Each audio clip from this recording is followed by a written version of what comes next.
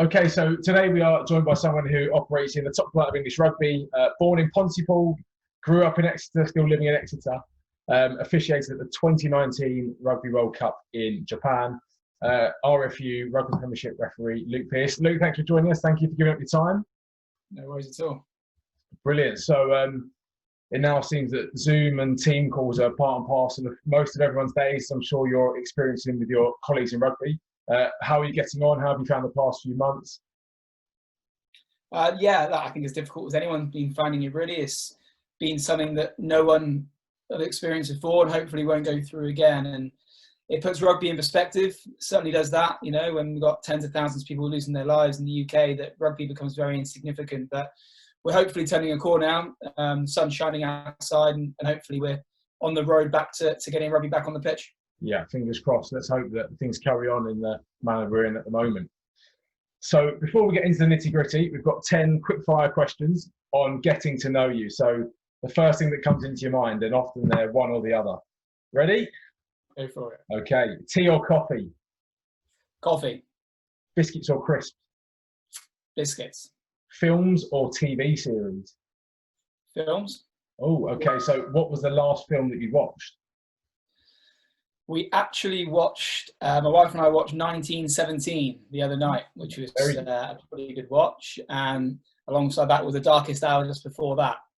So yeah, more of a film man than a TV. I haven't got the attention span to watch endless episodes of a TV series, unfortunately. Yeah, me and you both, I think that. Starter or dessert?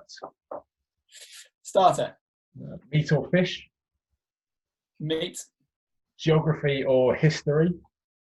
Geography. And the favourite place you've ever been?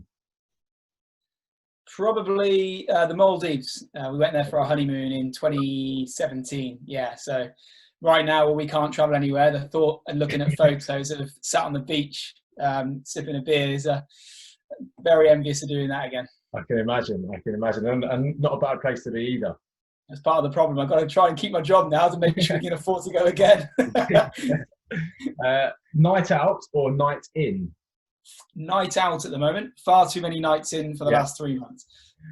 And finally, question 10, what is your hobby outside of work, outside of refereeing? So I've got a one-year-old baby, Olivia, so that takes up a fair amount of our time together. But if I'm managing to palm her off to grandparents, I tend to get on the bike and cycle. Living in Devon is a fair few nice hills to go climbing around and down to the coast. So spent a few hours on the bike this morning. So yeah, so it's probably cycling, to be honest. Fantastic. I'd like to play golf, but I seem to be a bit better at cycling than golf. A very frustrating sport, golf is. Exactly.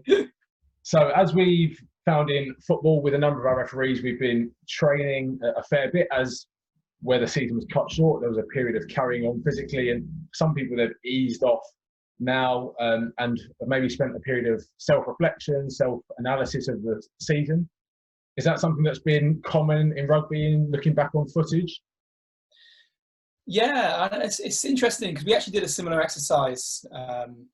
You know, I'm sure you're aware, but our kind of in-season process is to meet at Twickenham on a Monday, Tuesday to analyse the weekend's games and review, good, bad or ugly, and then we move on then to the following weekend. And as good as that process is, and it's extremely thorough, you don't actually get the chance to sit back and reflect. And I find myself during this lockdown just watching the occasional game alongside my coach virtually on these kind of things, and with a beer in my hand in an evening, not for specifics, not for accuracy of decision making, because we do all that anyway. That comes with the territory.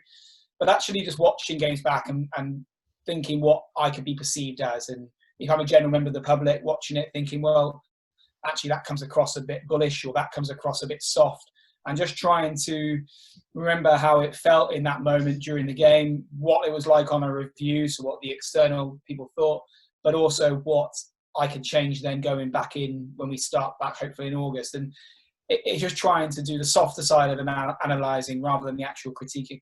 Yeah, and I guess that's really valuable. And some of what you said there. So is there a lot of that taking in perception from kind of outside? Because I think in refereeing, especially in football, we can be very focused on refereeing people, analysing referees, and it sometimes being very close shot, close-minded.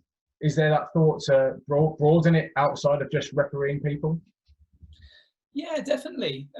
You know, I think as you're right when we say we always just watch referees and we watch others and we see how they perform. But sometimes, in any walk of life, in any job, you can have a bad experience or you get off on the wrong foot with someone, and that's going to escalate down a path that you didn't intend to. And the same happens in refereeing, and I often watch back my games from the previous 3 months ago, irrelevant if they were how they went and how the final outcome was. But I'm watching it back then with 3 months more experience, thinking, okay, what could I just adapt?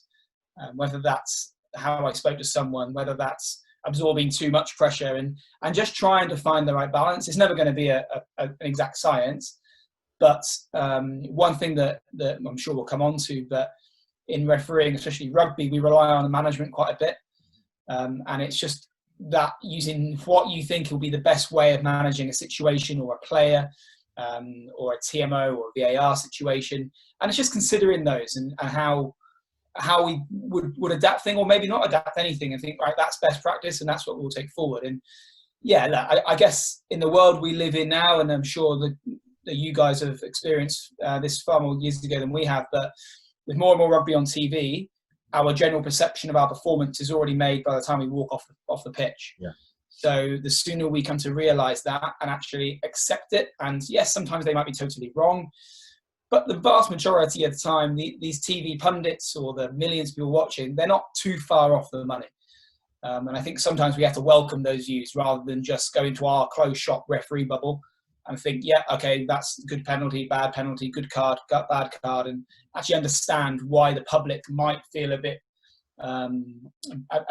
decision was a bit unfair, or whether the decision was a bit overly harsh, or something like that. Yeah, definitely. And I think something I'm sure we all hear is perception can sometimes be a reality. That, as you say, that judgment of any one of us is there sometimes before we've even done anything or before anything's even been reviewed. So some really good points. So you talked about reviewing games 3 months ago. I'm going to take you back 16 years, I think it is, if my maths is correct, to Crediton seconds v Newton Abbott thirds. First ever game, was that? Actually cycled past the ground this morning. Yeah, blimey. I always remember that game. I took my moped. I had a moped when I was 16. Obviously not old enough to drive a car. And from the first year of my Devon Referee Society training, I guess, or just first year starting up, was sat on a moped going to and from games within a 20-mile radius. It used to take me about 3 hours to get there at 30 miles an hour. But yeah, it was something that I'll never forget, that's for sure. Brilliant. So when you started off refereeing and you were going around on your moped around all parts of Devon, did you have ambitions to progress, or was it just something that you just happened to do at the time? Yeah, look, I was lucky enough. My dad was a referee in rugby, and the reason I got into it was when my mum was working on a weekend, I was chucked with my dad because I had nowhere else to go. And when I was a small kid, we needed childcare. And so I watched the referee kind of environment since I was a kid. And when I started, I had no ambition of it becoming a career. Never did I think it would become my job, and very fortunate enough to do so. But I think it's quite important that when we go back to starting refereeing, that we start for the right reasons. We go out there to have a laugh and enjoy it, and feel that you have the ability to make a game slightly better through the way that you manage things. And I'd much rather concentrate on that element. I'll never forget going out and seeing 30 huge blokes on a field, and you can actually try to manage them, and taking that into not just university where I was at shortly after, but into my first job in the insurance industry, and just using that ability to switch positions in terms of managing people. Again, I keep going back to that term managing, because I think a lot of our job is that. Of course, we have the accuracy of decisions, but a lot of it comes back to managing. I think a lot of those skills in communication and management can be transferred to other environments, and it's certainly something I took into my first job, which I found really beneficial. Yeah, definitely. And I think one of the big things that we find, and in football with 90% of our new referees under the age of 21, it's something where people are learning those soft skills, those life skills, and they really are enhancing them. And as you say, they can be not just beneficial on the green bit, but away from it in personal, professional, and education, whatever it may be that people are going through. So some really useful bits there, some really, really valuable bits. So as a Premiership referee, and I know you've alluded to it earlier with your Mondays and Tuesdays analysis as a group, but what is a usual week like? If you have a usual week with the amount of training, travel, analysis, what's it like being a top-end rugby referee? So I guess you split it into three. Our three main tournaments at the topper end of the pyramid, I guess, is the Premiership is our bread and butter. So that's our week-to-week, 22 rounds a year, plus the knockout stages. So that's our main, and that encompasses basically Monday, Tuesdays in Twickenham, where the 10 of us full-time referees meet with our bosses and coaches and try to pick the bones apart from the weekend just gone and learn. It's not just about criticising, but it's about learning from certain examples and taking them into the following week. Mm-hmm. Tuesday evening, then obviously we all head home, and Wednesday tends to be a down day, unless a club can call to get us in for help or a live session. But that depends on what stage of the season you're at. Most of those are pre-season because clubs aren't playing. Yeah. Then a Thursday then is match prep day. So the actual looking at footage, we'll be thinking of the game for a long time to come. But the actual putting together of what we want to show our team for the weekend. Friday then is either game day or travel. Saturday is obviously game day or off, as is Sunday. And then you just got to try and time from where you live to work around the schedule, because we've got to be back in Twickenham on a Monday morning. So, yeah. If we're in Sale if I'm in Sale on a Sunday, then there's not much point me coming back to Exeter to go to London. So that varies that. The European Cup then, so our Champions League, our Champions Cup, is a bit different because of the travel is more. So we tend to travel for a 3-day trip for one game. So in France, we'll go out on a Friday, game Saturday, home Sunday. And then we'll spend that week then analysing, reviewing on our own, but virtually with coaches because the travel has been too much. And then away. And what ours tends to work as, and it's slightly different to football, is we work in 2 weekend blocks for European Cup. So we know that from week 1 and week 2, we'll be on the road, and then we're back to Premiership. And then if those two things go successfully, then you get picked for international, and that's a different topic to it altogether. We can go from a Six Nations game where you travel out maybe Thursday evening for a Saturday game and home Sunday, or you could be in New Zealand or Australia or South Africa where you're away for 2 or 3 weeks. So those games are different because you're away from home and all the challenges that encompasses as well. So our bread and butter, as I say, is our Premiership, and that's what we ensure that we try to focus on, because if we don't perform in the Premiership, then we won't get the stepping stone effect of the European Cup and the internationals. Yeah, brilliant. And I guess from listening to that, there's so much in it that you have to consider, and I'm sure we'll touch upon later some of the different management techniques. Some of the styles may have to vary. I'm sure, as it is in football, with different styles of play and different ways in which people behave across different countries. Definitely. So your journey to the Premiership, to the international stage, undoubtedly would have given you many experiences, some good, some challenging. What have been some of the highlights, some of the potential lowlights, and most importantly, how did you overcome those challenging times? Yeah, it's the question we get asked pretty often. And I think and I've been reflecting on this the last 3 months, we only actually ever remember all the good times. World Cups, internationals are great, and they're easy to reel off because they stand out in the forefront of your memory as huge moments in your career so far. And I've often tried to look back at the moments where actually I thought this is bloody tough now. And I always remember when in 2009 it was, I wasn't quite professional yet, and it was a championship game where I wasn't very good, didn't referee the game well, ended in controversy. And I was driving home on a Friday evening, and being at university at the time, I was getting a stack loads of abuse in the media, as much as there was back then, not compared to now. And I actually thought to myself driving home from the Midlands, what am I doing this for? I'm missing a night out with the lads from uni. I'm taking a day off work because I was working a bit at university as well. I'm getting a load of grief. Is this really all worth it? And I guess then you need those building blocks and the support around you to make sure that you get through those tough times. And it wasn't just, it's not just those games. You then go away and you do more high profile games, and if they don't just go as well as you wanted, or there's a controversial moment which is deemed that could have gone either way, then you open yourself up. So I often try and reflect on those games where something didn't go quite right and what I would change next time, and the processes I put around me to make sure that I'm as confident as I can be going into the next week. Because one thing I found for sure that it's a game of confidence. If you feel that you're doing the job well, you'll carry that through to the following week. If you feel under pressure, if you feel that the last few weeks haven't gone so well, then the chances of you performing are much lower. So it's just all about finding that balance for you and ensuring those people and the support structure in place around you to make sure that you're better for the next week. Definitely. I think that's key for any referee, I think, in any sport, is to have that support network around you, and something that refereeing, I think, across all sports has advanced over the past few years has been around sports psychology. And you talked about those building blocks, and one thing we always try and say to our young referees is that every game is a different experience, is a different building block, and even if at times it gets knocked down, they're still there. They just need putting back together, and that's something which we really try to instill. So really pleasing to hear you say that. And as you said, most importantly, that support network of people around you, that's what really gets you going, and through the good times and the tougher times as well. Definitely. Yeah, and it's important. You don't become a good or bad referee overnight.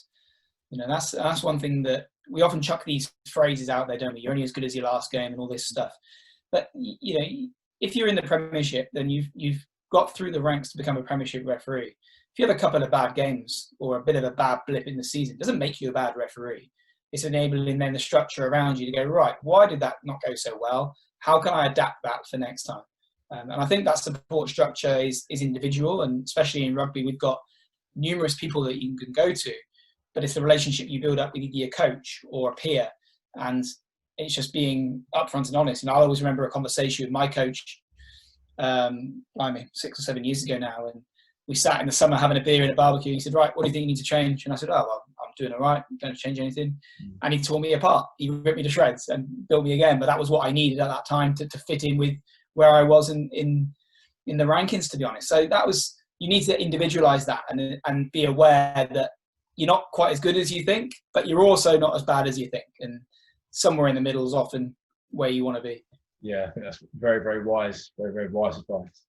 So as we alluded to earlier with the kind of management, and from a football fan, someone who grew up on football and obviously watching rugby but never really being involved with it, rugby referees appear and come across as being very good at articulating points and communicating with players, and the respect seems very good. And how do these life skills become enhanced? How do you build upon them from starting as a young man to where you are now? How have those skills developed? I guess one thing that helps in rugby is that rugby is quite grey. We've got a law book, of course, and we try and stick to that as much as we can, but for reasons of continuity or for depending on the level where you're refereeing at, you might choose to not put a certain law into practice that you might do at a different level. There's a lot of grey, and if you've got grey in a game, then you need to explain why you're not doing something or you are doing something. So even from refereeing kids rugby, we still got to explain why we're giving a decision. I guess in football that's slightly different because it's either a foul or it's not, and there's we have a breakdown situation or a scrum where we might choose to reset something or give a penalty. So we have a lot more, like I say, a lot more grey. The communication part, I think, just comes with the territory of starting lower down and ensuring that you give yourself the best opportunity to learn from other people. I'll never forget going on exchange matches from Devon before I could drive. So I was first dropped off, and the last we picked up on the way home because we only took one car. That was what the kind of rules were for finances. So regardless of how the game went, you get in the bar afterwards, you find some players that you've been refereeing, you might have a couple of beers, and that's the beauty that we have with rugby at the lower levels, is we have that chance to do that. And 99% of rugby people, from my experience, were fantastic. You get the odd grumpy person, but that's like any job. Yeah. And that's where you learn. And we're lucky enough, even our local societies, to have people from different backgrounds regarding their employment. We've got lawyers to bin men to doctors to paramedics to policemen, and they're, to be honest, I always call them real jobs because they're actually livelihoods that take a hell of a lot of practice to get into, as does refereeing, and learning from how they deal with situations has always kind of helped me develop that management tool. It's nowhere near perfect yet, and I'll carry on learning and trying to improve it. But it's just enabling that people around you and watching what they do and imitating something, adapting something, or just binning it all together. I think that's something in rugby that if you want to be successful in our game as a referee, you have to be able to communicate well, and you have to be able to be understood by the players. Because at the end of the day, in our game, if the players have got no like for you, maybe like's the wrong word, respect is probably the better word, because they may not like a decision, but they respect why you've done it. If they've lost respect for you, the players will tear you to shreds anyway, and they'll make your afternoon hell. And that's definitely something that needs considering before and after and during games. Yeah, and I think that resonates really with football as well, especially with the first part you said about having the law book in one hand and maybe having what people expect and what is right for the game at that time in another. And that's often a balance, as you say, that varies from level to level. And linking to the second part in football, and I'm sure it is in rugby, just with more people, it's just managing people. And as you say, you build that respect, and we try and talk a lot about trust.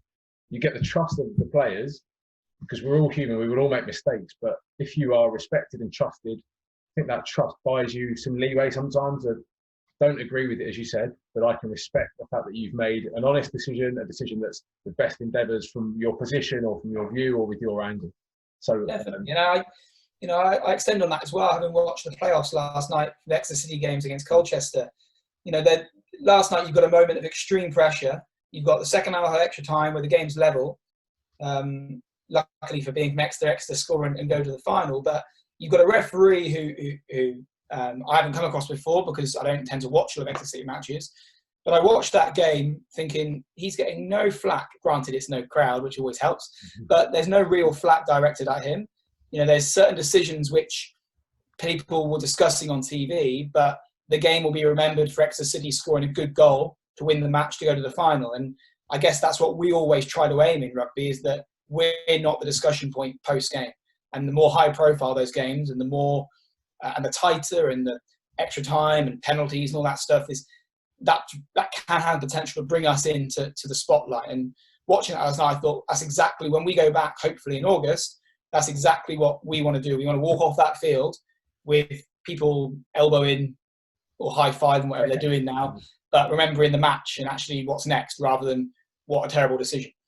Yeah, and that's a really, really good point, and something that was going to talk about later, but I think it's right to talk about it now, in terms of how do you keep calm in those high-pressure moments, those times, as you say, penalties, penalty tries, these moments when people are really looking at you and your team to say, right, we need the right decision here, because it can be determining promotion, relegation, qualification, non-qualification. How do you try and stay calm, level-headed, try and almost take the emotion out of it to make the right decision, but while still keeping that emotion of the game?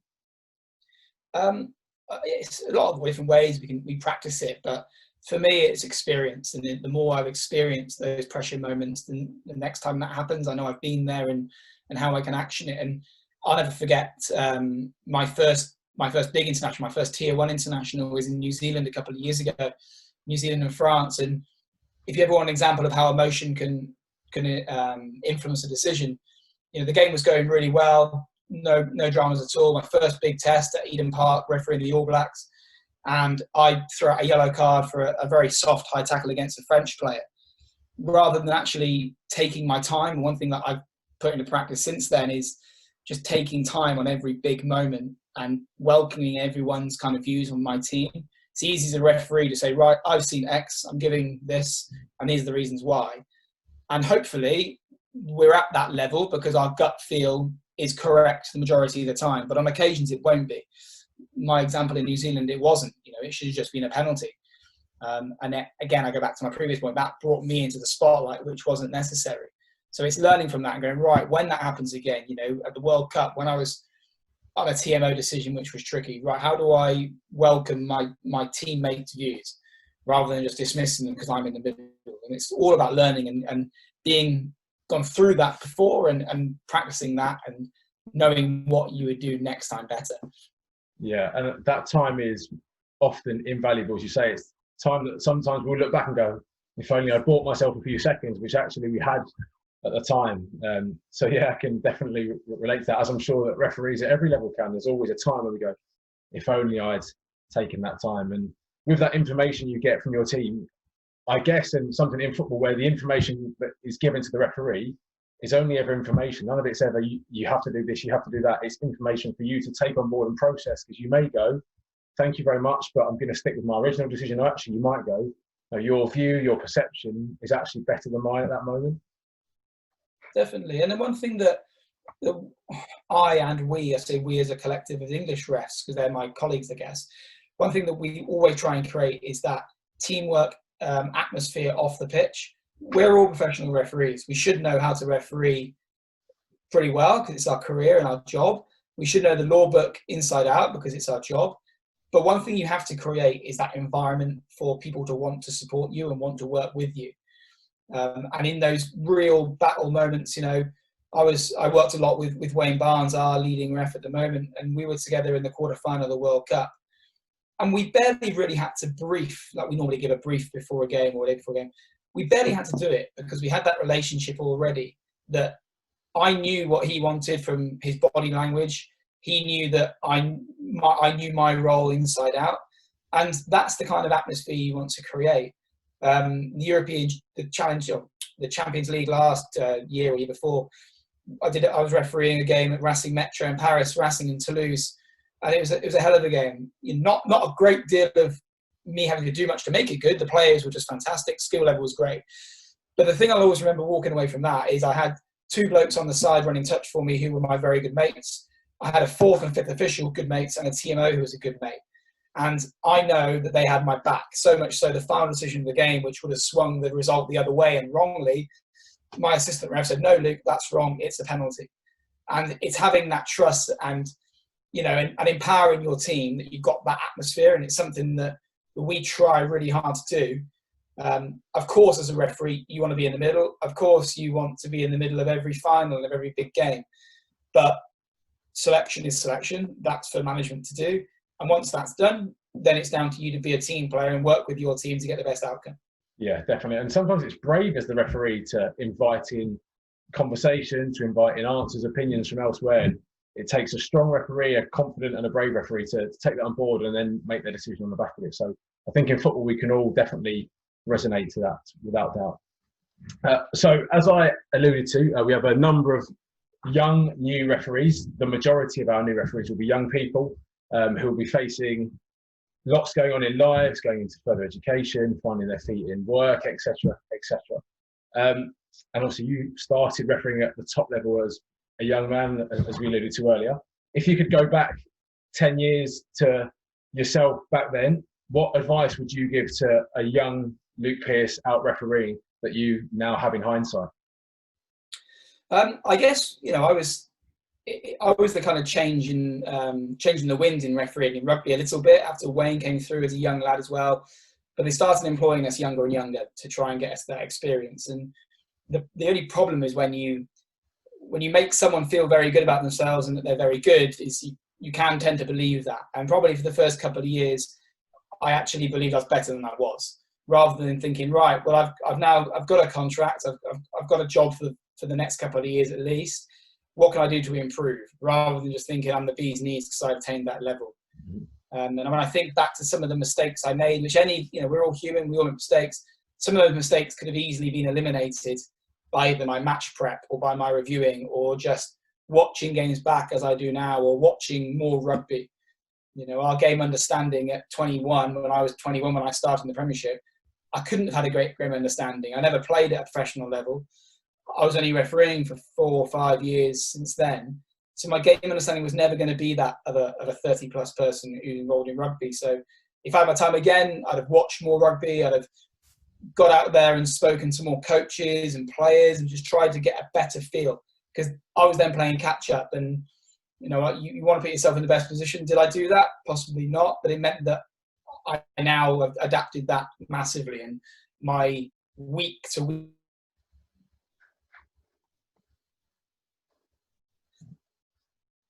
Oh, I think you just cut out there for 10 seconds. The last 10 seconds. That's okay. Yeah, I said my week-to-week operating now for my job is so different to what it was, and rather than playing golf for 4 days a week back in Exeter and just rocking up to a game, it's changed monumentally. So that's one thing I would have probably changed, but the joys of being 21 and having no ties is also something I will look back on. Yeah, no, and that's part of the balance is that we always say to our young referees, you have to go and live as well. You don't want to regret the time that you've missed. but at the same time, you want to find what works for you in terms of the balance of, as you say, giving yourself the best opportunity, not just for that game on a Saturday or a Sunday, but also for your career as well. And it's a tough balancing act for some young people. So if my research serves me right, you're through the Russian Cup final. Is that correct? Did. How did that come about? Very difficult. Funny enough, it was the week after my incident in the Midlands, where I drove home, and then my boss at the time, the championship boss, sent me off to Russia for 2 weeks. Wow. So we were doing an exchange, or they asked for English refs to go over. And in Russia, in rugby, they have an European league and an Asian league. So obviously the country's so big, so the top of each league then play in a playoff. And it's a best of 3 competition. So I went to Krasnoyarsk to start, which is in a far, or not as quite as far east as you can go, but it's a bloody long way from home. Spent a week in Krasnoyarsk with no one spoke English, refereed the first game. The home team won. We then all flew back to Moscow. The home team won in Moscow, which meant I had to hang around for another week to referee the third game when I was looking forward to getting back. So yeah, my colleague who flew out for one game was getting daggers at half time when the home team was smashing them. But it was something that I'll always remember, that experience of being in a culture, and not that it's a drinking culture, but you know, over here, if you're in a rugby club, you might have a pint. In Russia, the post game was everyone had a shot of vodka. Wow. And each player toasted their opposition number. And I always remember getting a glass of orange juice, thinking, well, this is a bit of a timid post match for a final. But it was the reason that you had a vodka for every position. And when I was 21 or 22, whatever I was, trying to get with some of the Russians was something I probably won't remember. But yeah, no, it was certainly a fun memory trip. Fantastic. And I guess that leads into some of your other experiences, as you talked about the All Blacks at Eden Park, games at Toulouse, all across Europe, high-profile games here. How do you find it managing people from different nationalities, people that I'm sure don't speak English and have different backgrounds, different upbringings? There must bring some adaptations to yourself and to your team in the way in which you manage games. Yeah, definitely. I think one common thing that I try to put through, and that's why I mentioned the perception thing at the start, one common theme I try to put in my refereeing is just be a normal person on the pitch. Don't try and be, you know, I'm only 5'10", whatever I am. Don't try and have small man syndrome. Don't try and be a boss. I'll make mistakes as much as anyone. And if I make a mistake, I'll put my hand up to it. Just trying not to be an arsehole, really, on the field. Because if any walk of life, if you have that personality towards someone else, then you're not going to get the best response. And regardless of the country I referee, and I try and have that process of, I'm going to make mistakes. Let's not make things worse by pretending that I'm right and just keep on digging. So just try and be a normal person. And the vast majority of sports people will recognize a situation where you say, oh, sorry, I just got it wrong. You know, they're not going to keep on having a go at you. So that's one common thing I try to do. And then that's kind of overall, but specifically Europe, we tend to be pretty similar. The French games, you get a very passionate crowd. You get very, very passionate players. So you have to have an awareness of how to deal with them. But more importantly, I guess, in international terms, when we referee teams from either Japan or Fiji, some of the Pacific Islands, there are certain ways of their culture that they won't do. For example, a person from Fiji, if they're in the wrong, they won't look at you in the eye because it's a sign of disrespect, because they've done something wrong, so they will look down. And when I refereed Fiji for the first time a couple of years ago, I thought, blimey, none of these players respected me, so they're not looking at me. And it was only through learning then afterwards, actually, that's a sign of that's how they do it.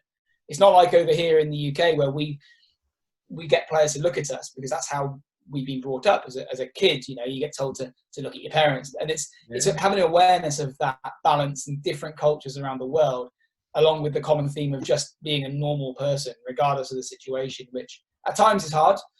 You know, when you're feeling really under the pump, you do certain things, and personality is personality. It can change in a number of ways, and pressure is one of those things that can change it. But I guess it's having that awareness of when you're under pressure and what you revert to, and trying to make sure it's the best possible outcome rather than a bad one. Yeah, I think that's really interesting, even just hearing then about the Fijians and the way in which they react in certain situations. I guess these are things which, as you say, only ever come with experience, and it's part of, I guess, adapting then yourself on the back of that, on the back of learning that is right. So maybe different to the type I'm used to back at home, I've then now got to be prepared for a different reaction. And that's something we find in England, as I guess people see it, high profile footballers, with now the influence of a lot of South American, Latin Europe players, their behaviours are very different, so as you say, to players traditionally English. And that's things which our top end elite referees have to get used to, but also the same lower down, in that we always say a game of football is 22 different personalities. So you could have people with 22 different upbringings, 22 different jobs. They're not all going to react the same to the same incident, the same way in which you communicate with them. So part of our challenge in managing. And there's always those ways in which you can close people down. And, you know, often something we always see in every sport is appealing.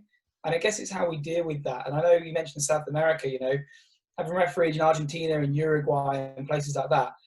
If you shut them down, if you shut that player down too early, you're going to get a horrendous response. Mm-hmm. But it's also knowing where to let them go to and say, right, enough now. I've heard enough.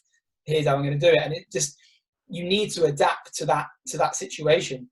It's like our Premiership in England now. We've got a number of different international players, which a lot of players, which we're interested in August, will have moved clubs, will be under different coaches, under different styles. So it's up to us to adapt now and make sure that we're just not going in with an iron fist saying, here's the way we're going to do it, because we might not get the best outcome that way. Yeah, definitely. So it would be wrong for me not to mention Japan last year, refereeing first time at the World Cup. I mean, the floor is yours. Really talk us through it. What was the experience, the build-up? I can imagine even the weather would have been alien at the time as it was. It was all very different, I guess, from home to previous World Cups. How did you find it being in the heat of the battle? Oh, no, it was something I'll never forget. You know, the year in itself, not just with the World Cup, with my daughter being born in the July before we went, it was just made it for a year that was just incredible. The World Cup itself was something that I've never been involved in. Having watched the 2015 World Cup here, I understood a little bit more about what a World Cup means, but until being part of it, I didn't understand the importance of it. Just from every single game being pretty much sold out, to the number of people from around the world watching every single game. You know, we have a bit of a stigma in rugby that if it's a tier 2, what they labelled at the moment, which hopefully will change, we don't get as many people watching it. We were having games that, you know, Namibia versus whoever it may have been, Tonga, were sold out. You know, people were having huge interest in every single game, which was fantastic. And immersing yourself into that culture of the Japanese for, well, we were there for almost 10 weeks was unique and special. From someone who didn't like sushi before they left to coming back and raving about it was definitely a highlight. And it's just interesting, you know, one of the things that I always look back on is one of my games was called off because of the bad typhoon that we've had. And it was the first ever, I'm sure somebody will correct me if I'm wrong, but the first ever World Cup game to be abandoned or called off because of weather. And I was going to be refereeing New Zealand and Italy. And of course, at the time, I was a bit despondent, a bit gutted that one of my 3 games had gone down. It was my first World Cup, so the chances of me going into the knockout stages were pretty slim. And I was always remember that feeling after thinking, oh, you know, damn it, it's been called off. But then you come back and you experience living through something like COVID-19, which we have done. And it makes you realise that sport is just that. It's just sport, and it's not this pedestal item that is, you know, it's so important that we must play every single occasion. It's actually put into perspective. And when we saw the impact of that typhoon the weekend after, and then Japan beating Scotland for the first game back, which then reignited the whole World Cup, with England beating New Zealand, getting to the final, and then being well beaten by an excellent South African team. All those things, you know, to personal, to having my family there at one of my games was just awesome. And all that does is gives you that cherry to think, right, well, I've experienced it once, I want to go again. And, you know, and one of the frustrating parts of this whole COVID in rugby terms is our international calendar is currently suspended, and you want to be out on that shop window. You want to be out doing those big games, and the sooner we get back there, hopefully, the better. But we're 1 year closer to France now, so hopefully we all keep performing, and and get to France in 2023. Fingers crossed. And I guess it's admirable to hear you put things into perspective as for any referee in any sport, getting to the World Cup or the biggest international tournament is the pinnacle, or getting as close to the pinnacle as you can. Maybe you can almost feel it and see it at the end. But then, as you say, to have that perspective as to health, and it's been felt all around the world now, it is admirable, definitely admirable. So, last question, Luke, and as you mentioned about your own aspirations, just then kind of talking around the World Cup, and as I'm sure someone with the drive and desire to push on and continually get better and develop, and we've heard a bits around your weekly routine and the way in which yourself and your colleagues try and develop yourselves and each other. What top tips do you have, and that whether that be physically or mentally, to keep progressing to any referee, whether that be in football or that be in rugby, to keep pushing and pushing to be better, for the game, but also for themselves? Without sounding cliche, because going up through the ranks, we heard a lot of cliches coming through.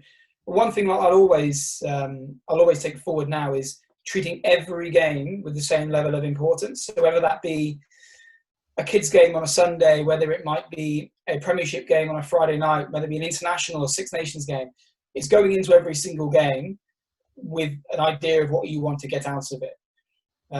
As a young referee going through the system, one of the things we were encouraged to do was to get out and referee as much as we could. The problem with that sometimes is that you can go out and you can be dismissive of certain matches, and that will always bite you. There'll always be games that will be ridiculously hard, and when you thought, blimey, this is meant to be straightforward. But it's all about that prep, and it's about going into them thinking, okay, yeah, this might be a bit different, this might be a bit easier, but the players are still out there to still get a result, to enjoy themselves, and to make sure that they can play as well as they can. So it's important that we approach every single game with that attitude as well. So that's kind of my one takeaway, but not since I was young, but still now. And ensuring that I'm not just floating into a game thinking, oh, well, this isn't on TV. No one, this is a mid-table game. Doesn't really matter how it goes. If I do that, it inevitably will go wrong, because it always does. So it's just managing that expectation and delivering a performance that when you walk off, not everyone's going to go, great game, ref, brilliant, because we're not there to be popular, but we're there to be respected. And I think that's the kind of balance we need to try to achieve. Yeah, I think that's some really, really wise advice, because we always use the analogy of every game, you will never turn up to any game and see any set of players go, oh, I don't mind losing today. Yeah. But the moment the whistle goes at the start, no matter where you are, whether it be on a recreational park pitch or in a stadium in front of tens of thousands of people, for those people, often those 80 or 90 minutes will be the most important 80 or 90 minutes of that day. And that's something which we've got to service. We've got to be there at our best for that game. So some really, really sound advice for any referee, whether that be football or rugby. Luke, some brilliant stuff there. We've learned that you have taken on sushi after last year. Plenty of learning, definitely not only for myself, but I'm sure for the thousands of referees in football that will watch this. And as we alluded to kind of offline, that there are a number of football referees who will be rugby fans, and some will referee rugby as well. So on behalf of everyone, is to wish you good luck for the future. Hopefully, fingers crossed, an August return and beyond, going into France, and hopefully many more tournaments to come. But good luck for the career. Thank you again for giving up your time. And I'm sure we'll all now be keeping an eye on it and hopefully seeing it continue to flourish. Thanks very much. Thanks for having me.